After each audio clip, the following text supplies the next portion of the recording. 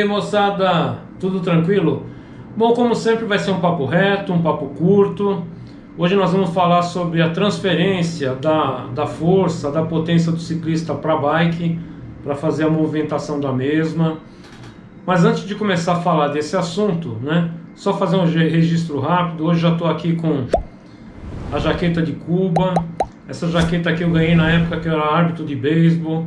O pessoal de Cuba é muito show de bola, muito apaixonado por esporte. O beisebol é um dos principais. Aqui do lado, o lema do nosso grupo: morri, mas passo bem. Tá certo? E vamos que tem assunto. A transferência da potência ou da força do ciclista se dá por um conjunto de componentes na bike. Então nós temos aí a coroa, o pé de vela, nós temos a corrente e o cassete. Esses são os principais elementos para poder viabilizar a transferência de potência, que é muito simples. Em você fazendo um giro completo na coroa pelo pé de vela, automaticamente você está fazendo vários giros, ou um único giro, ou menos de um giro no cassete. Tudo vai depender da configuração, do tamanho das coroas ou da coroa e do tamanho das engrenagens no cassete. Então as coroas, elas têm X tamanho, que são medidas em dentes, e o mesmo vale para cada engrenagem do cassete, que também é medido em quantidade de dentes. Bom, eu vou colocar um pouco de sal nesse bate-papo. Eu tenho duas bikes. A primeira é uma bike MTB. Ela é uma bike que tem duas coroas. A coroa maior tem 36 dentes e a menor tem 26 dentes. E em termos de cassete, ele tem 11 cogs. Cada cog é uma engrenagem. Como tem 11 cogs, é uma bike de velocidade 11. Ela tem 11 velocidades.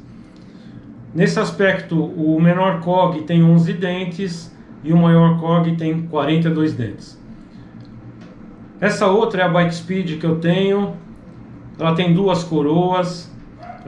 A coroa maior tem 50 dentes e a coroa menor tem 34 dentes. Ela também tem 11 velocidades, então ela tem 11 cogs, né, 11 engrenagens no cassete. O cog menor tem 11 dentes e o maior cog tem 32 dentes. Já vocês vão entender por que nós estamos falando desse assunto. Bom, vou falar a respeito da transferência, mas aí eu vou colocar essa tabela, vamos dar uma olhada rápida.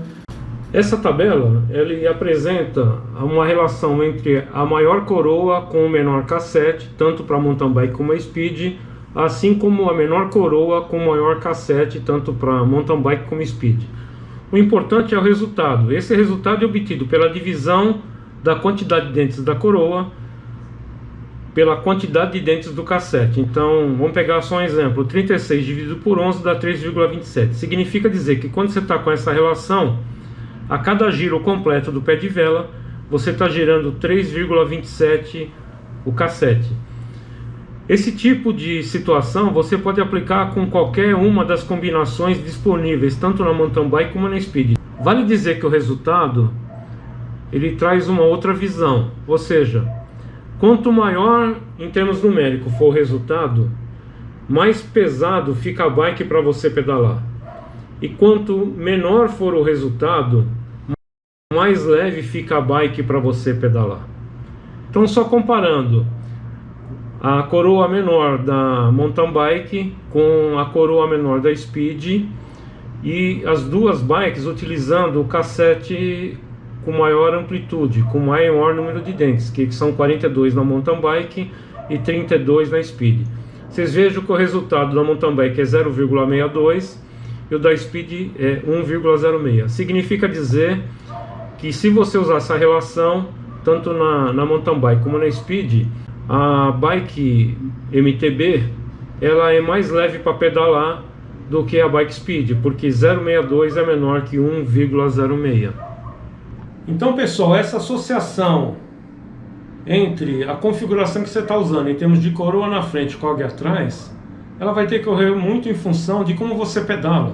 Qual que é o seu peso, qual a sua capacidade de gerar potência. Então existem ciclistas que não têm muita potência para suportar quando fica pesada a bike.